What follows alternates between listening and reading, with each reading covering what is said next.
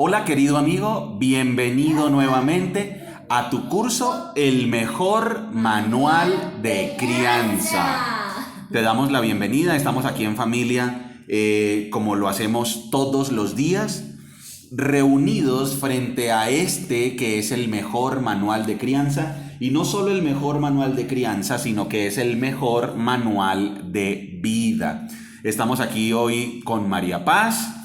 Estamos con Margie. Hola, amigo, bienvenido a este estudio fabuloso. Hola. Y estamos con Daniel David. Hola. Bueno, por favor, vamos a buscar en nuestras Biblias Mateo capítulo 9, versículo 14. Vamos a leer Mateo capítulo 9, desde el versículo 14 hasta terminar todo el capítulo 9. Bien. Recuerda que la Biblia debe ser leída con diligencia y con disciplina. Para que entiendas bien la Biblia, debes hacer un estudio que sea ordenado y que además tenga una estructura, y debes hacerlo con disciplina. La Biblia no se debe leer y además no se puede entender cuando lees un versículo acá, después otro versículo allá, cuando coges un texto que te parece lindo acá. Así no se puede estudiar la Biblia, porque o si no, no la entiendes. Ahora vamos a analizar por qué es importante tener un estudio disciplinado de la Biblia.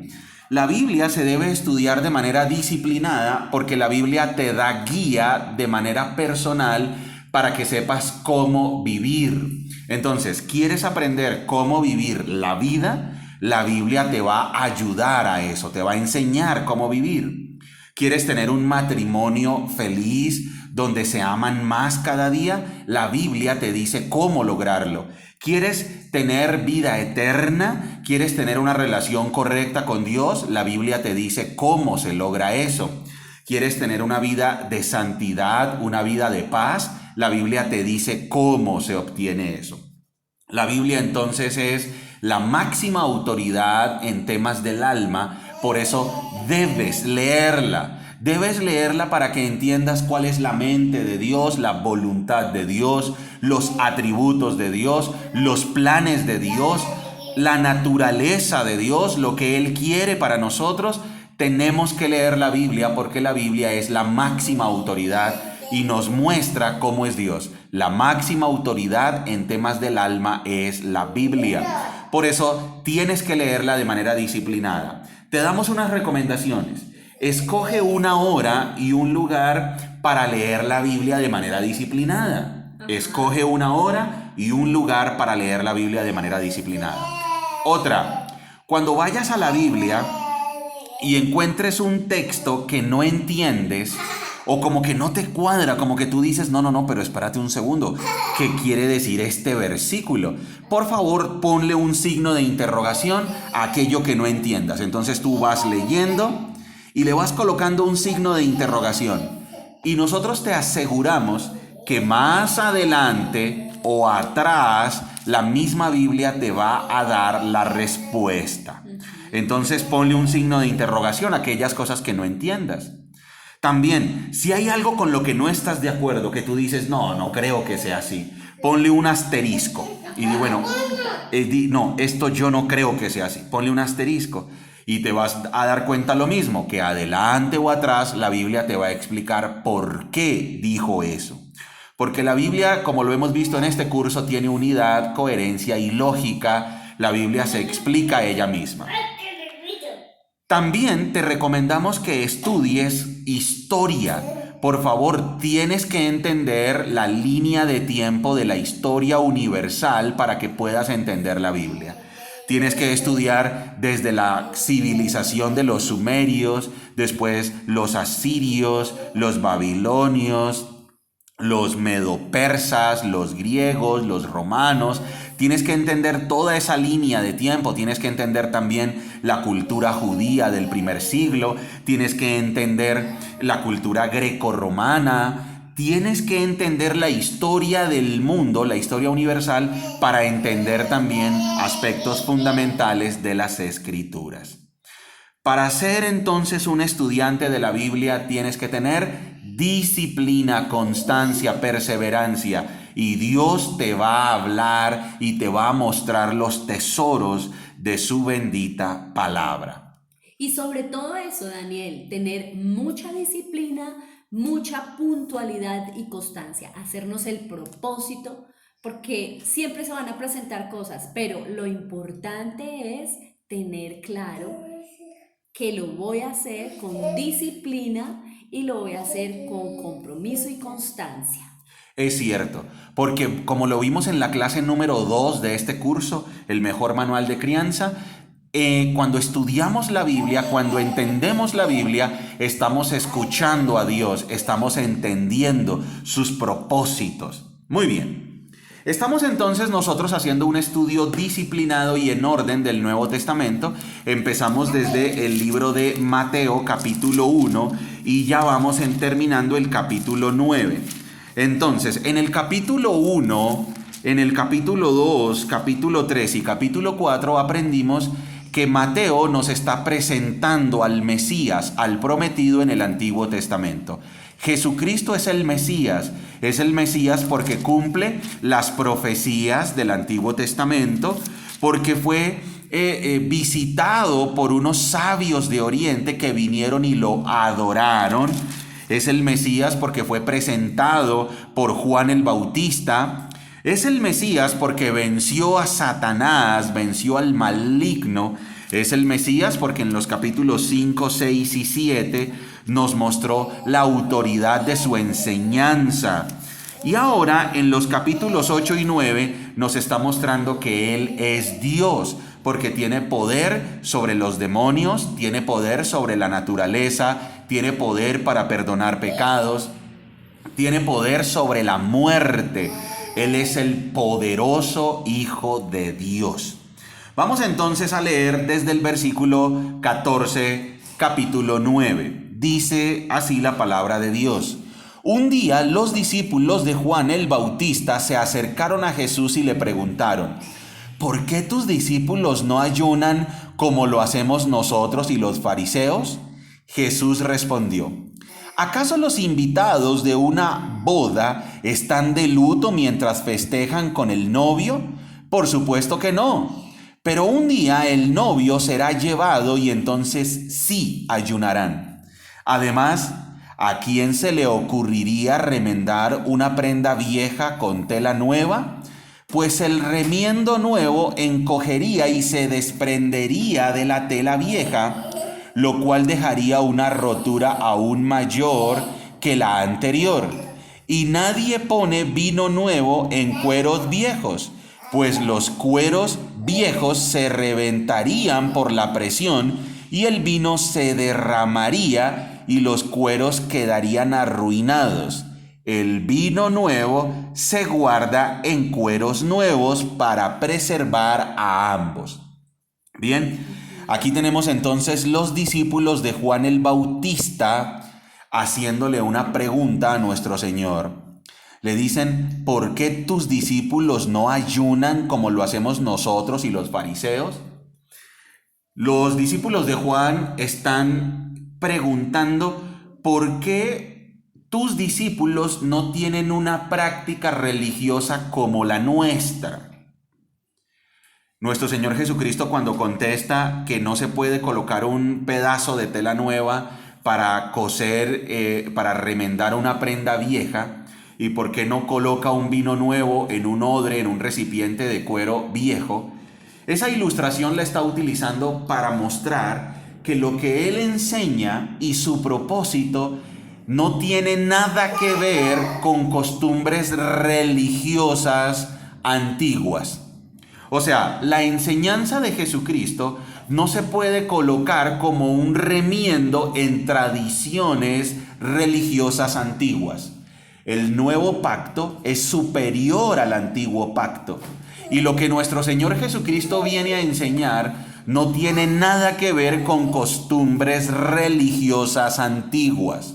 Entonces, el nuevo pacto y las enseñanzas de Jesucristo no se pueden mezclar con la religión antigua.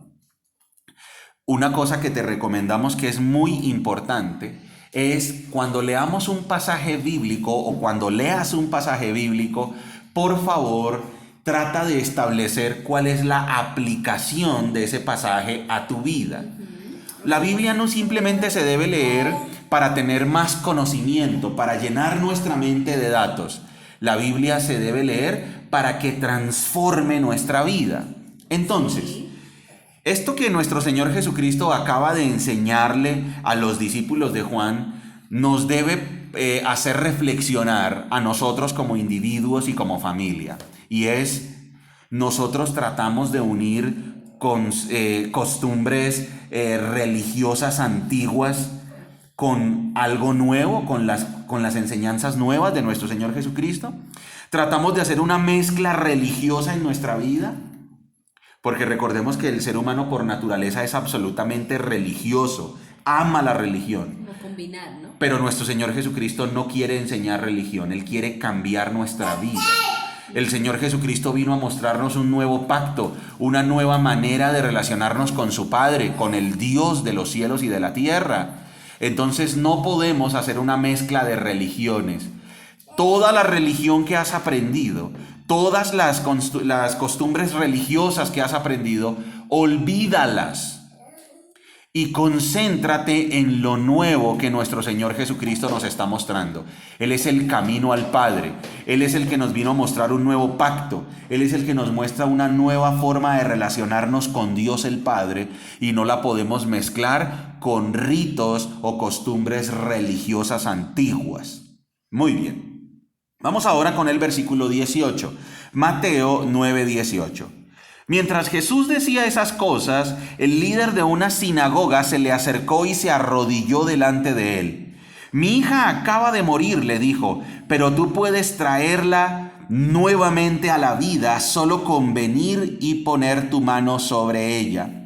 Entonces Jesús y sus discípulos se levantaron y fueron con él. Justo en ese momento, una mujer quien hacía 12 años que sufría de una hemorragia continua, se le acercó por detrás.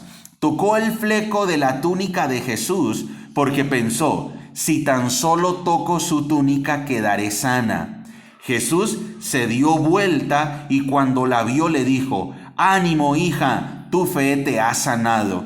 Y la mujer quedó sana en ese instante. Cuando Jesús llegó a la casa del oficial, vio a una ruidosa multitud y escuchó la música del funeral.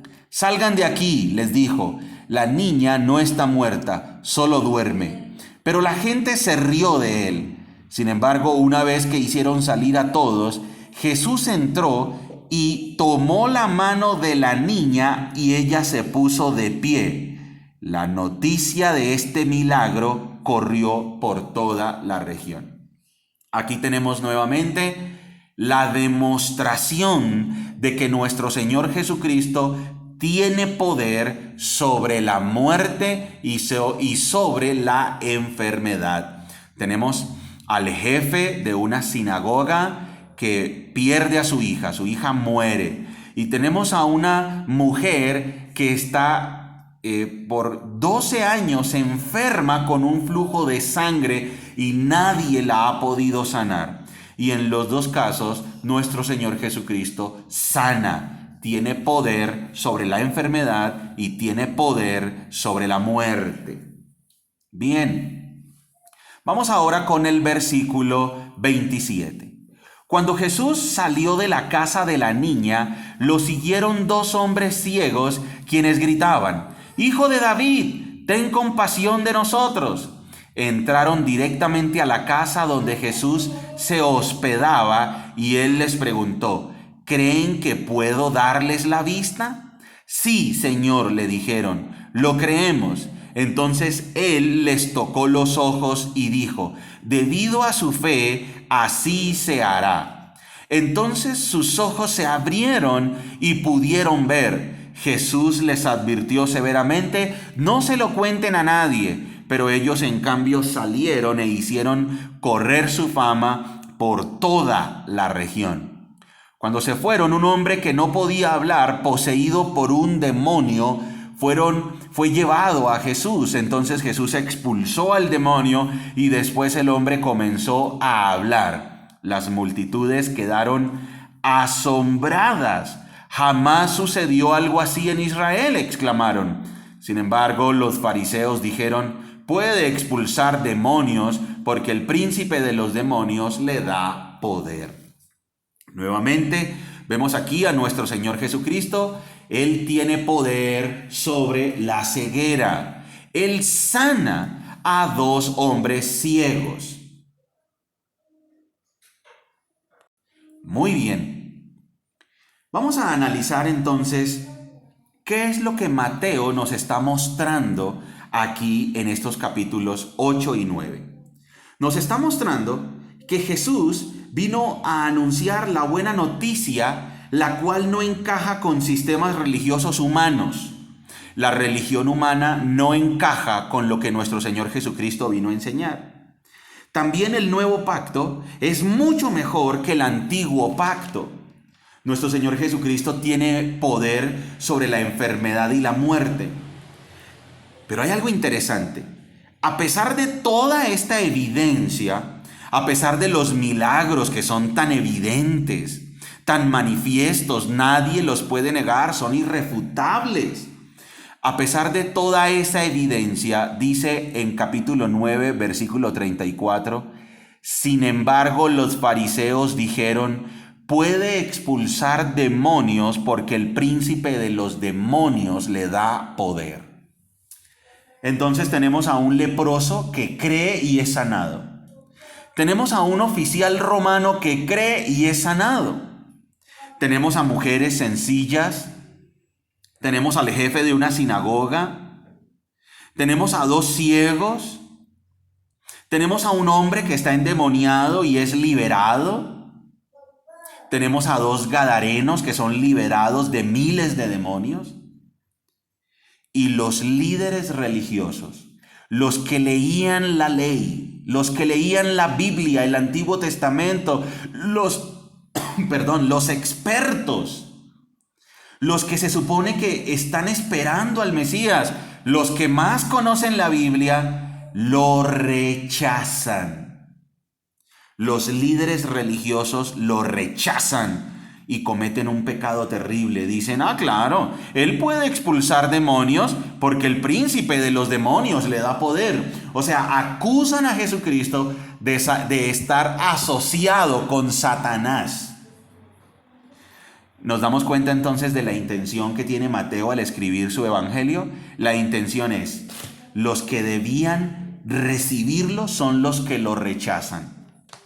Los líderes religiosos, los que conocen las escrituras, son los que antes deberían estar guiando al pueblo para que conozcan al Mesías, para que conozcan a Jesucristo que está en medio de ellos. Pero ellos lo que hacen es rechazarlo. Lo rechazan. Y lo peor, lo acusan de estar asociado con Satanás. Eso es el colmo del rechazo. Es fácil tener una actitud religiosa. Es fácil, ¿no?, crecer leyendo la Biblia. Es fácil practicar una religión y caer en la religiosidad sin tener una relación personal con Dios. Es fácil tener una actitud religiosa y rechazar a Dios. Eso no nos puede pasar. Tenemos que estar alerta, tenemos que vigilar para tener una relación genuina con Dios a través de su Hijo Jesucristo. Mateo entonces en los capítulos 8 y 9 nos quiere demostrar que Jesucristo es el Hijo de Dios porque tiene poder. Lo demuestra con sus obras maravillosas sobrenaturales. Vamos ahora con el versículo 35. Jesús recorrió todas las ciudades y aldeas de esa región, enseñando en las sinagogas y anunciando la buena noticia acerca del reino. Pues claro, estaba enseñando acerca del reino porque Él es el Rey esperado. Él es el Mesías prometido. Él es el Rey de los reyes y el Señor de los señores. Él es el Rey eterno prometido en las Sagradas Escrituras. Sanaba toda clase de enfermedades y dolencias. Mientras nuestro Señor Jesucristo estuvo en la tierra, Él eliminó la enfermedad de su tierra allá en Israel. Él prácticamente erradicó la enfermedad mientras estuvo aquí en la tierra. Porque dice, y sanaba toda clase de enfermedades y dolencias. Sanaba tanto a los que tenían fe como a los que no tenían fe. Porque acaso, una pregunta, ¿la niña muerta tenía fe para ser resucitada? ¿El paralítico fue sanado porque solo él tenía fe? Fue sanado porque nuestro Señor Jesucristo tenía un propósito. Ahora, miren esto, ¿los endemoniados gadarenos tenían fe para ser liberados de los demonios? No. O sea que independientemente de que las personas tuvieran fe, nuestro Señor Jesucristo sanaba porque tenía un propósito. Ahora, sanaba a los que lo reconocían como el Mesías. Porque aquí Mateo quiere mostrar ese contraste. Mateo quiere mostrar el contraste entre los que creen que Jesucristo es el Mesías y entre los que lo rechazan. Cuando él preguntó, ¿crees que puedo sanarte? No es que solamente ellos creyeran en la sanidad. Ellos creían en que Jesucristo era el Mesías y que tenía el poder para sanarlos. Nuestro Señor Jesucristo demostró que tenía poder y Él sanó a los que tenían fe y sanó a los que no tenían fe porque Él tenía un propósito. Él sanó mostrando su soberanía. ¿Se acuerdan? El mismo leproso le dijo, si tú quieres, puedes sanarme. ¿A qué se sometió el leproso? Se sometió a la soberanía de nuestro Señor Jesucristo, porque lo reconoció como Dios, Dios entre nosotros. Eso significa Emmanuel. Emmanuel es Dios con nosotros. Bien, y entonces el autor compara y contrasta la fe, cómo el pueblo lo recibe como el Mesías, lo compara y lo contrasta con los líderes religiosos que lo rechazan. Jesús entonces recorrió todas las ciudades y aldeas de esa región, enseñando en las sinagogas y anunciando la buena noticia acerca del reino. Sanaba toda clase de enfermedades y dolencias. Cuando vio a las multitudes, les tuvo compasión. Aquí el texto, aquí Mateo nos quiere mostrar que nuestro Señor Jesucristo es compasivo. ¿Cómo es Dios? Compasivo. ¿De quién tuvo compasión nuestro Señor Jesucristo? De las multitudes. ¿Por qué? Miren lo que sigue diciendo. Porque estaban confundidas y desamparadas como ovejas sin pastor. ¿Cómo así que estaban como ovejas sin pastor? Luego los líderes religiosos no eran los pastores de las multitudes. Luego las personas que leen la Biblia y que enseñan la Biblia no están llamadas a pastorear a las multitudes. Pues resulta que los líderes religiosos no pastoreaban a las multitudes, no los consolaban, no les tenían compasión, no les tenían misericordia. Los líderes religiosos los trataban con despotismo, con desprecio, abusaban de ellos y no les enseñaban las Escrituras. Querido amigo, aléjate de toda organización religiosa donde sus líderes son déspotas, donde abusan de los feligreses y donde no enseñan las Escrituras. ¿Cómo estaban las multitudes en la época de Jesús? Estaban confundidas y desamparadas, pero tenían líderes religiosos. Tenían líderes religiosos que debían enseñar las Escrituras, pero no lo hacían. Por eso nuestro Señor Jesucristo dice, les tuvo compasión porque estaban confundidas y desamparadas como ovejas sin pastor.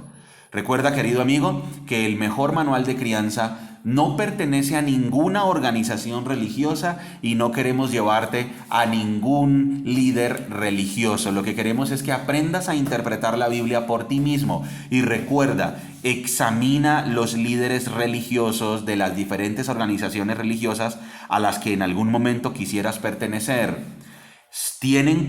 Esos líderes religiosos tienen compasión, así como la tuvo nuestro Señor Jesucristo. Enseñan la Biblia y las Escrituras, así como lo hacía nuestro Señor Jesucristo y sus discípulos. Muy bien. Dice la palabra de Dios en el verso 17. A sus discípulos les dijo, la cosecha es grande, pero los obreros son pocos. Verso 37, sí. Perdón, verso 37, me equivoqué. Verso 37. A sus discípulos les dijo, la cosecha es grande, pero los obreros son pocos. Verso 38. Así que oren al Señor que está a cargo de la cosecha, pídale que envíe más obreros a sus campos. Las multitudes son muchas. Las multitudes que van a ser juzgadas por Dios son muchas. El momento del juicio es inminente. Entonces hay que orarle al Señor para que envíe obreros que sean compasivos y misericordiosos con las multitudes, para que los traten a las multitudes con misericordia y compasión y puedan predicar la buena noticia, las buenas nuevas. Muy bien. Conclusión. Nuestro Señor Jesucristo es Dios. Tiene poder sobre la naturaleza, tiene poder sobre la enfermedad, tiene poder sobre los demonios, tiene poder sobre la muerte, tiene poder para perdonar pecados. ¿Qué decisión vamos a tomar nosotros?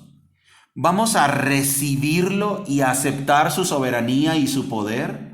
¿Vamos a permitir que Él sea el que gobierne nuestra vida? Si enseñamos las Escrituras a otras personas, ¿vamos a ser compasivos y tiernos como Él o vamos a ser déspotas y crueles como los líderes religiosos de su época? ¿Cómo vamos a ser nosotros? ¿Vamos a recibir al precioso Señor Jesucristo o vamos a rechazarlo? Los capítulos 8 y los capítulos 9 de Mateo pretenden enseñarnos que Jesucristo es el que cumple las profecías porque tiene poder. Nosotros tenemos que tomar esa decisión. ¿Lo rechazamos o vivimos de acuerdo a su señorío? Bueno, te felicitamos por haber llegado a esta clase, la clase número 34 del mejor manual de crianza. La Biblia se explica a ella misma, por eso tenemos que estudiarla con diligencia. En nuestra próxima clase empezaremos ya el capítulo 10 de Mateo. Muy bien. Felicitaciones y nos vemos en nuestra próxima clase. Y recuerda que somos familias que se enfocan en lo importante. Hasta luego, amigo. Chao. Chao.